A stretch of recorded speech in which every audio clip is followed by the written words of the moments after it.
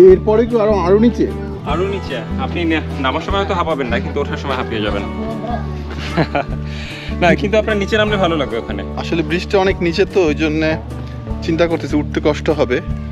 তারপরে এত কষ্ট করে যখন আসলাম, আপনাদেরকে একটু দেখাই।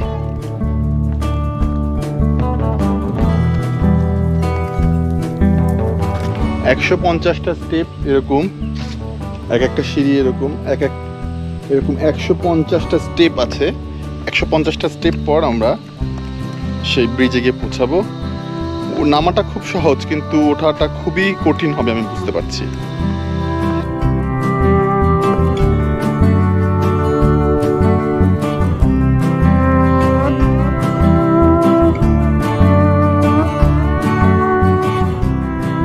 এই হচ্ছে সেই গাছের শিকড়ের ব্রিজ। এই ব্রিজ দেখার জন্যই এত কষ্ট করে নেমেছি, কিন্তু